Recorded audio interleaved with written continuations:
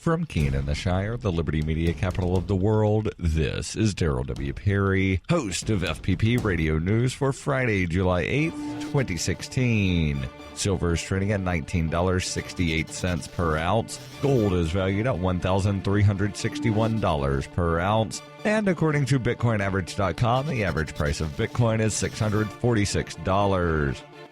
Antiwar.com reports after many weeks of bloody fighting in and around the northern city of Aleppo, the Syrian military is making one of the first significant gains, with reports that they've moved to within firing range of the Castello Road, which was the last al-Qaeda-held road leading to the rebel-held side of Aleppo. Aleppo is split roughly in half between the Syrian military and a rebel coalition dominated by al-Qaeda's Nusra Front. Al-Qaeda has been contesting villages in the vicinity recently, but the loss of the road could leave their part of the city effectively surrounded. The road has been seen as hugely important to al-Qaeda's presence in the area, with the military having repeatedly shelled it in an attempt to stop rebel convoys. This is the first time, however, they've gotten ground troops close enough to effectively stop any traffic on the road. Aleppo was long seen as the key to the Syrian civil war, but after many years of fighting, the city is in such ruins that it's unclear how valuable it would really be to whoever ultimately ends up taking it, assuming any faction ever fully controls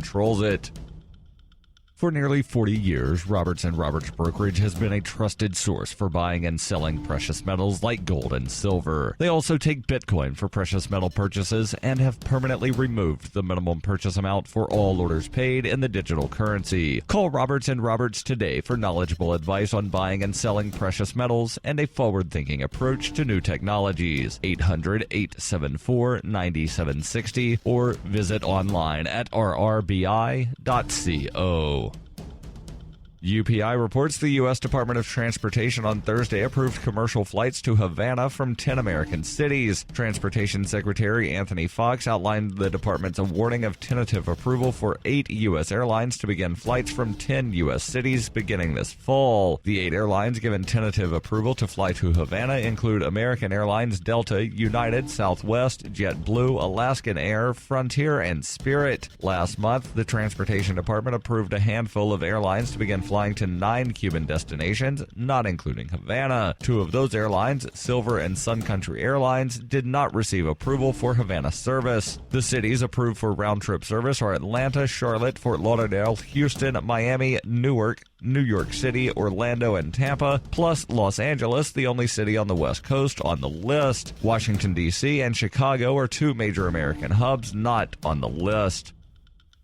In 2115 New England, there are no borders, no states, and no regulations, yet never has a more peaceful and prosperous place existed. But Mr. Drake's security company has seen better days. Faced with the prospect of waning power, Mr. Drake intends to replace the anarchy of New England with a government. But at what cost? Will anybody care? And can anyone stop him? Anarchy in New England by Joe Jarvis is available from Amazon.com and all major bookstores.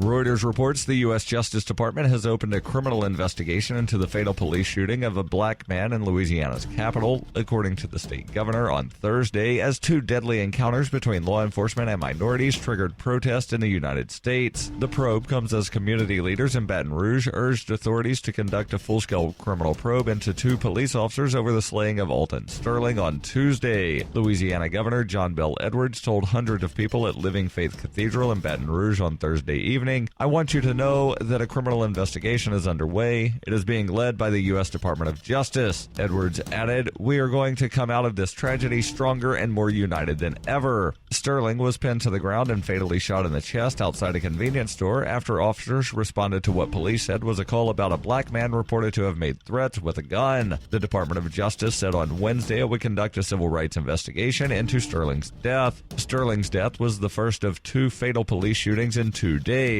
One officer shot Sterling 5 times at close range, and the other took something out of his pants pocket as he lay dying. Philando Castile was shot and killed by a police officer during a traffic stop on Wednesday near Minneapolis. The Hennepin County medical examiner said his death was a homicide. The deaths of Sterling and Castile were the latest in a string of incidents in recent years involving police treatment of minorities in cities including Baltimore, Chicago, New York, and Cleveland.